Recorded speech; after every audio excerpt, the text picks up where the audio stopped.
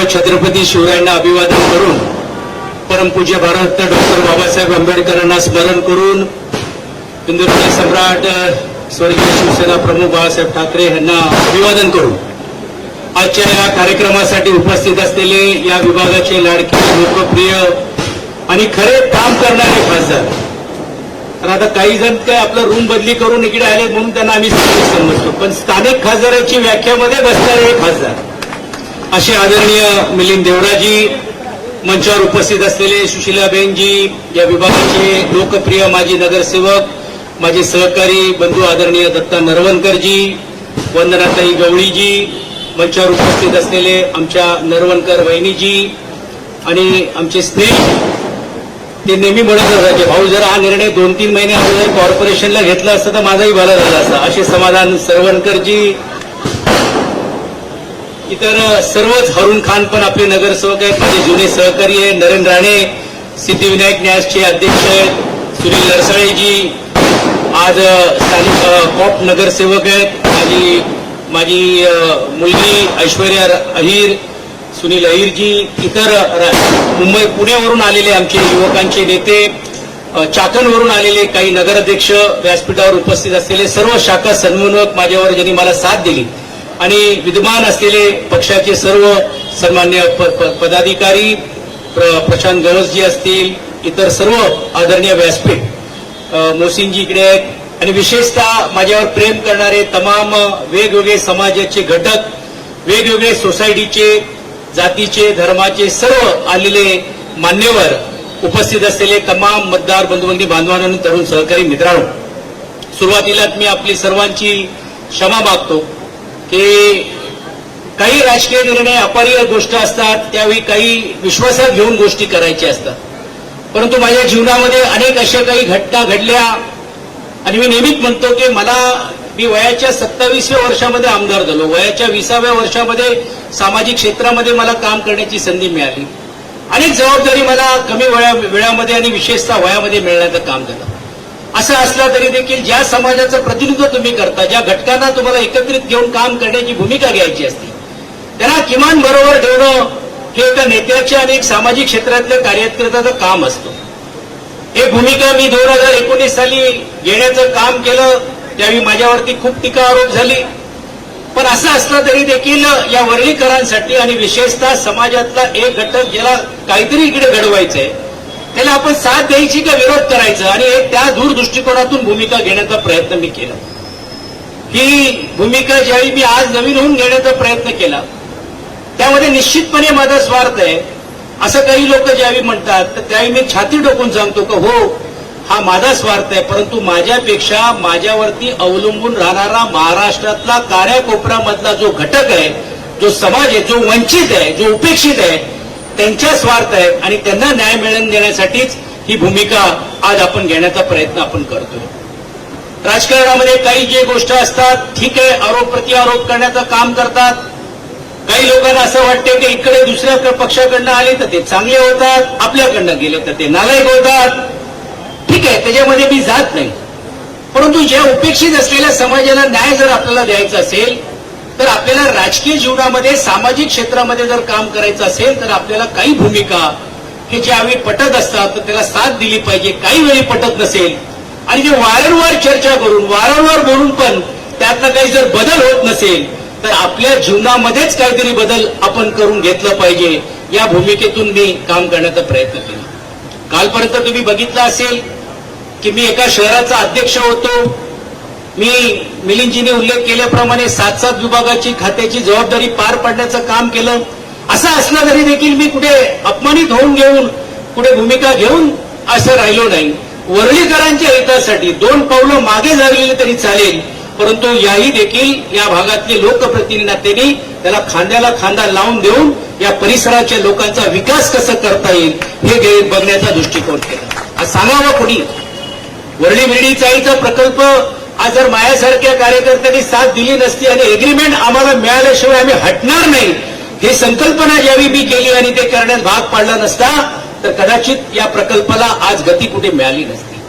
2013 साली ज्यावेळी मी जर राज्याचा गृहनिर्माण मंत्री होतो आणि पहिली जिजामाता नगरची एलओए मिलिंदजी आपल्याला आठवत असेल की त्रिके केला जात होता. मी आपली साथ घेतली, तुम्ही मी आपण पृथ्वीराज चव्हाण साहेबांकडे गेलो आणि आपण त्यांना सांगितलं की बा हे चालणार नाही, तुम्ही मुंबईतल्या सर्व त्रिके रद्द करा, पण या त्रिकेला तुम्हाला मान्यता द्यावी लागेल आणि महानगरपालिकेला कॉन्ट्रॅक्टर ठेवून आपण जिजामाता नगरचा 2013 साली तो त्रिके आपण मंजूर करण्याचं काम केलं, एलओआय दिलं. 31 डिसेंबरला मला आजही आठवते, अधिकाऱ्याचं नावही सांगू शकतो, निर्मल कुमार देशमुख, म्हणून तो प्रकल्प राहू शकला. नाहीतर त्रिके अंतर्गत जर प्रकल्प तो त्यावेळी गेला असता तर आज महानगरपालिकेच्या माध्यमातून मोठा जो काम स्ट्रॉंग चाललेला आहे तो चालला असता आणि जिजामातेल लोक हे पीएपी मध्ये कुठेतरी वडाळा किंवा कुठेतरी मानकूर किंवा मलाड किंवा मालवणीला दुर्दैवाने गेले असते. असंख्य गोष्ट सांगता येण्यासारखी. गोपाळनगरचा प्रकल्प आम्ही आल्यानंतर आपण याच जांभोळी मैदानमध्ये लोकांना चावी वाटपाचं करण्याचं काम केलं, पण आजही देखील लोकांना तिकडे भाडं मिळत नाहीये. आजही लोक तिकडे बेघर झालेले आहेत.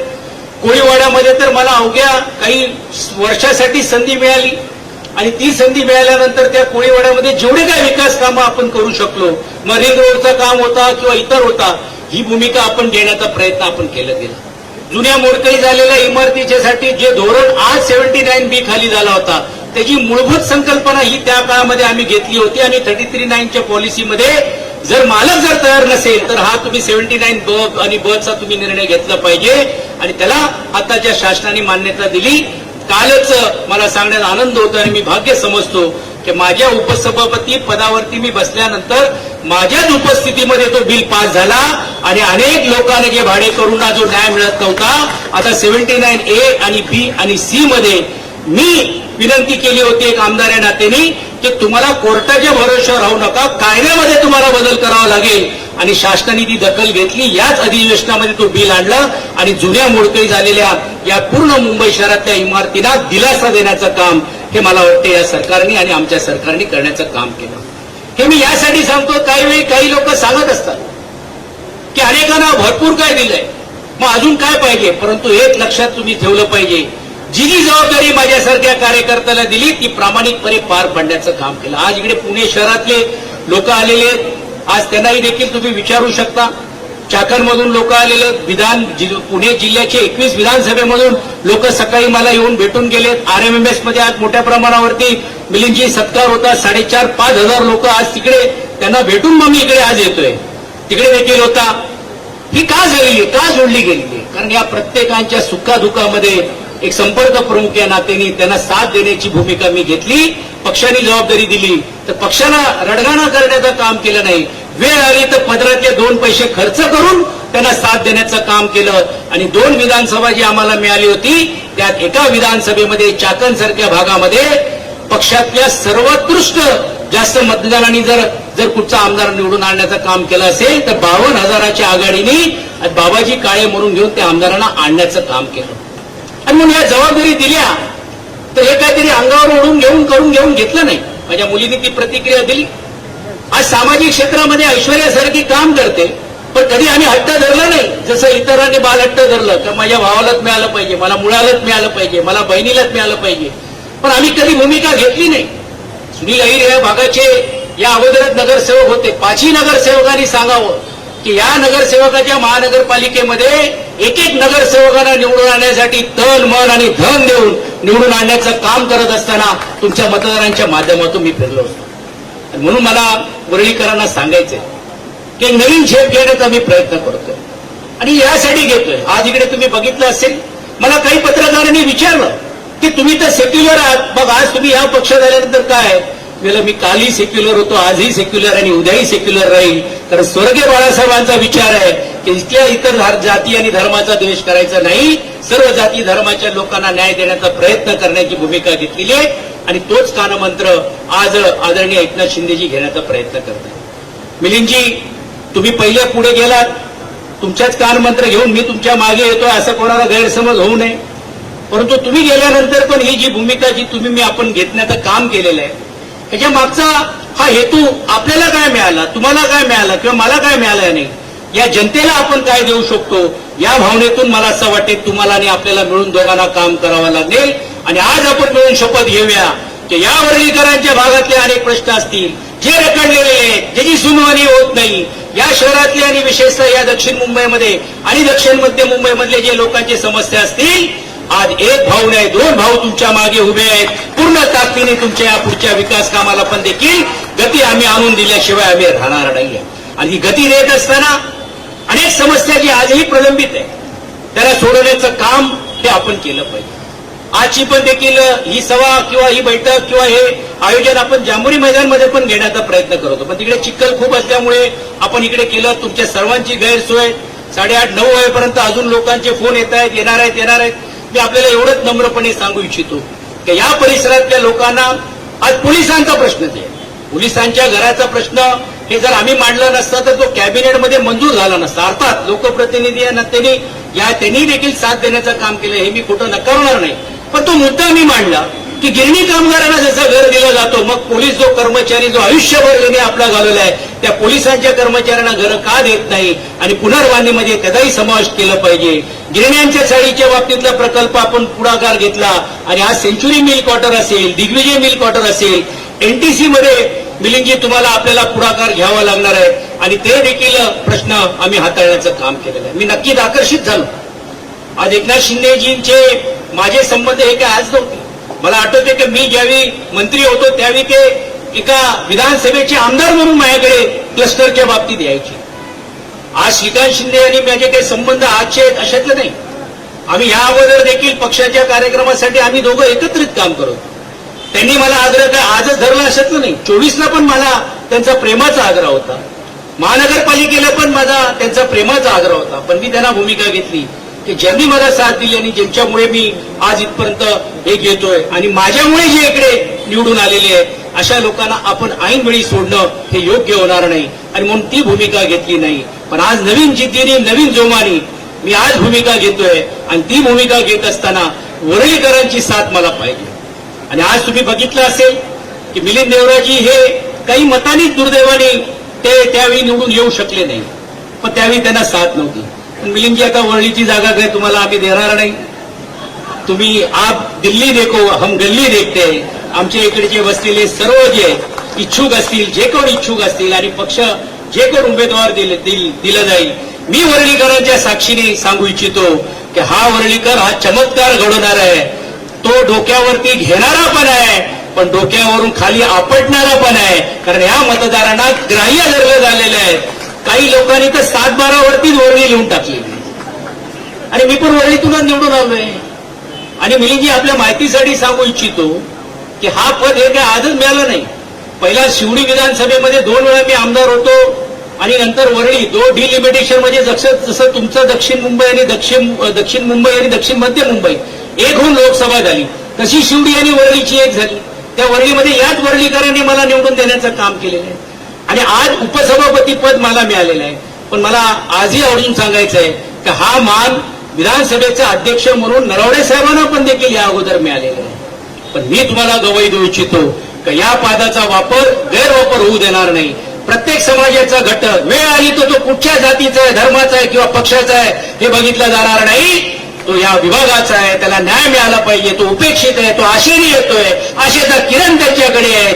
मी आपल्याला गवाही देऊ इच्छितो एकनाथ शिंदेजींच्या नेतृत्वाखाली त्या प्रत्येक घटकाला न्याय दिल्याशिवाय आम्ही राहणार नाही. मी म्हटल्याप्रमाणे का आम्ही आकर्षित झालो. गिरणी कामगारांचा मोर्चा होता, दरवर्षी आम्ही मोर्चा काढायचो, कोणी सुनवाई करत नव्हता. मी पुढाकार घेतला. मी सांगितलं का आता शेवटचाच मोर्चा आम्ही करू, कारण मुंबईमध्ये घरं मिळाली पाहिजे ही गेल्या अनेक वर्षाची आमची मागणी आहे. कोणी दखल घेत नव्हता. उदय सामंतांनी मध्यस्थी केली, प्रसादनी मध्यस्थी केली. मी त्यांना सांगितलं की मला राज्याचे मुख्यमंत्री किंवा अन्यथा उपमुख्यमंत्र्यांना द्या, तोपर्यंत मी हा मोर्चा मागे घेणार नाही. त्यांनी समजूत घालण्याचा प्रयत्न केला, आम्ही हटलो नाही. 12:30 वाजता ठाण्यावरून एकनाथ शिंदेजी नंदवनला आले, आमच्या शिष्टमंडळाला भेट दिली आणि सांगितलं की 1 दिवस द्या, दुसऱ्या दिवशी मी तुमची बैठक लावतो. तिसऱ्या दिवशी त्यांनी बैठक लावली आणि मुंबईमध्ये गिरणी कामगारांना घरं आम्ही देणारच ही भूमिका त्यांनी स्वीकारण्याचं काम केलं. मग आम्ही त्यांना आकर्षित होऊ नाही की नाही. बीएससीचा संप होता, 4 दिवस संप झाला होता. काही लोक या संप मोडण्यासाठी मेसा लावत होते. काही लोक 27-28 लोकांना आज जेलमध्ये बंद करण्याचा काम झाला होता. 5वा दिवस उलटून चालला होता. कोणी मध्यस्थी करायला तयार नव्हता. त्यावेळी मी प्रताप सरनाईकाने माझे संबंध असताना त्यांना मध्यस्थी करण्यास भाग पाडला आणि त्यांना विनंती केली. त्यांनी आश्वासित केलं की तुम्ही संप मागे घ्या. आम्ही सांगितलं का नाही, राज्याच्या मुख्यमंत्री आणि उपमुख्यमंत्र्यांनी यावं आणि आमच्यातले जी समस्या आणि जी आमची समस्या सोडवावे. तिसऱ्या दिवशी एकनाथ शिंदेजीने आम्हाला वेळ दिली. न होणाऱ्या गोष्टी जे बीएसटी मध्ये होते ती समिती गठीत केली. कामगारांना 3,000 रुपये वाढ दिली आणि जे कॉन्ट्रॅक्ट कामगार 25-30 कामगार आहेत, ज्याला कायद्यामध्ये 1 रुपया वाढ मिळू शकत नाही, अशा लोकांना 2,000 रुपये प्रत्येकी महिन्याला वाढ देऊन त्यांना न्याय देण्याचं काम करतो. मी कसं डोळे झाक करू शकतो? जर न्याय देणारा कार्यकर्ता काम करणाऱ्या कार्यकर्त्याबरोबर साथ द्यायला जर तयार असेल, ती साथ मी घ्यायची की सोडून फक्त पुढे जायचं, हा प्रश्न माझ्या समोर होता. आज महाराष्ट्रभरामध्ये अनेक प्रतिक्रिया येत असतील, महाराष्ट्रामध्ये समज आणि गैरसमज होत असतील, पण मी जी भूमिका घेतलेली आहे तो उपेक्षित असलेल्या समाजाच्या घटकापर्यंत त्यांना न्याय देण्याची भूमिका घेतलेली आहे आणि ते न्याय देण्याचा प्रयत्न या पुढच्या काळामध्ये या पदाचा बहुमान ठेवत असताना मी निश्चितपणे केल्याशिवाय राहणार नाही. आज राज्याचे मुख्यमंत्री असतील, आदरणीय देवेंद्र फडणवीसजी असतील, त्यांच्यासारखीनी पण मला साथ देण्याची भूमिका घेतली. आज सुनीताताई वहिनी असतील, त्यांना तर आनंद झाला की आज आमच्या कुटुंबातला एक व्यक्ती इथपर्यंत आज पोहोचतोय. पण दुर्दैवाने म्हणावं लागेल की ज्याला खांद्याला खांदा लावून मी साथ दिली, ज्यांना आपण या विधानसभेमध्ये घडवण्याचा प्रयत्न केला, ज्यांना आपण वेगवेगळ्या भूमिकेतून पुढे आणण्याचं काम केलं, आज किमान त्यांनी एक शुभेच्छा जरी दिल्या असत्या तर मला सारख्या कार्यकर्त्याला ते आनंद झाला असता की कालपर्यंत माझ्याबरोबर साथ देणारा माणूस आज समजा जरी वेगळी भूमिका घेत असेल, पण त्याला माझे लाख शुभेच्छा आहे. ते न घेता जे टीका करतात, आरोप करतात, त्यांच्याकडे बघण्याची गरज नाही. मी परवाच्या दिवशी सांगितलं की आयुष्यात ज्यांनी कधी दगड उचलले नाही, दगडाचा कधी कोणाशी नाता नाही, ते आता आम्हाला समजायला लागले की काय दगड असतो आणि काय संघर्ष असतो. त्या सर्व संघर्षातून पार करून मी आज इथपर्यंत तुमच्यापर्यंत आलेले आहेत. तुमचा आशीर्वाद राहिला तर निश्चितपणे एकूण एक घटकाला न्याय देण्यासाठी जसं 89चं कार्यालय या अगोदर जसा उघडा होता, हा 89च्या कार्यालयामध्ये आलेला कुठचा जाती धर्माचा माणूस कधी आम्ही बघितला नाही, पक्षाचा बघितला नाही. तीच भूमिका पुढच्या काळामध्ये राहून तुमचे असंख्य असलेले प्रश्न, प्रकल्पाचे असंख्य असलेले प्रश्न, तुमची जी सुनावणी होत नाही त्या सर्व प्रकल्पाला पण देखील गती देण्याचं काम मी आणि मिलिंद देवराजी आणि व्यासपीठावरती सर्व मान्यवर केल्याशिवाय स्वस्थ बसणार नाही, हे अभिवचन मी या निमित्ताने देतो. परत एकदा आपल्या सर्वांच्या समोर नतमस्तक होत असताना आपली जिद्द आणि अपेक्षा या पूर्ण करण्यासाठी माझ्यासारखे हजारो कार्यकर्ते दिवस रात्र तुमच्या बरोबर सोबतीला काम राहण्याचा प्रयत्न करणार आहे. दत्ताजी, मी आपल्याला सांगू इच्छितो की या प्रक्रियेमध्ये आल्यानंतर सर्व पक्षातल्या कार्यकर्त्यांना एकत्रित आपल्याला आणावं लागणार आहे. कोण मोठा आहे कोण छोटा आहे हे न बघता आपण एक आपुलकीने कुटुंब प्रमुख या नात्याने तुम्ही मी आपण आजपर्यंत काम करण्याचा प्रयत्न केला. दत्ताजी बोलले ही गोष्ट खरी आहे की त्यांचा कार्यालय आणि माझा कार्यालय एकत्र असल्यामुळे एवढं गैरसमज होता की दत्त नरवणकरने तिकडे बसायचं सोडून दिलं आणि ते डायरेक्ट इकडे गांधीनगरला येऊन शिफ्ट झाले. पण असं असला तरी देखील ते ज्यावेळी अगोदर मनसेमध्ये होते तरी माझे संबंध तसेच राहिले, पक्षात आले तरी देखील संबंध तसे राहिले. पक्षामध्ये ते आणि मी वेगळी भूमिका त्यांनी घेतली म्हणून मी कधी तिरस्कार करण्याचं काम केलं नाही. तो नाता मला असं वाटते तुमच्या माध्यमातून निश्चितपणे पुढच्या काळामध्ये घेऊन जाण्याचं काम करूया. आज असंख्य कार्यकर्ते जुळत आहेत, असंख्य भागातली लोकांचे मला येत आहेत, असंख्य या परळीतले आहेत. आज तुम्ही बघा कोळीवाड्यातल्या वेगवेगळ्या समाजातली लोक आलेली आहेत, आज गावकीतली लोक जी आज इकडे आलेली, मी त्यांचा नतमस्तक होऊन आभार मानतो. सोसायटीचे सर्व सन्मान्य पदाधिकारी आलेले आहेत, तेलुगू समाजाची लोक आलेली आहेत, मुस्लिम समाजाची लोक आलेली आहेत, म्हणजे मागासवर्गीय समाजाच्या बौद्ध पंचायत शाखेतली जी लोक आलेली आहेत, म्हणजे असा कुठचाही घटक नाहीये जो आज या प्रेमापोटी मिळालेला आहे. मी आपल्याला सांगू इच्छितो हे पद मला मिळालेलं नाहीये, हे पद हे तुम्हाला मिळालेलं आहे. त्या पदाचा वापर तुम्हाला करून घ्यायचा आहे. तुम्ही किती माया मागे लागतात त्यापेक्षा मी तुमच्या बरोबर येऊन तुम्हाला सोडवण्याचं काम, प्रश्न सोडवण्याचं काम मी निश्चितपणे करीन. मी एकच गोष्ट बोलून घेऊन मी थांबतो की पद बदली झालेलं आहे पण तो व्यक्ती तीच आहे. कधी हाक मारा, एक लहान भाऊ या नात्याने सदैव तुमच्या हाकेला साथ देण्याचं काम मी आणि माझे सर्व सहकारी केल्याशिवाय राहणार नाही, हा आत्मविश्वास या निमित्ताने मी व्यक्त करतो. आणि महायुतीतले पण इतर घटक, आज भारतीय जनता पार्टीचे पण पदाधिकारी आलेले आहेत, आज राष्ट्रवादी काँग्रेस पक्ष, शरद पवार गट असतील किंवा अजितदादा गट असतील, ही मंडळी आलेली आहे. म्हणजे सर्व पक्षातली जी लोक पण देखील प्रमुख लोक आज इकडे जे आलेले आहेत त्या सर्वांचा मी व्यक्तिशः आभार मानत असताना तमाम जनतेचा देखील मी आभार मानतो आणि आपली साथ ही काय माझ्यासारख्या कार्यकर्त्यावरती राहील अशी अपेक्षा मी या निमित्ताने व्यक्त करतो आणि थांबतो. धन्यवाद. जय हिंद, जय महाराष्ट्र.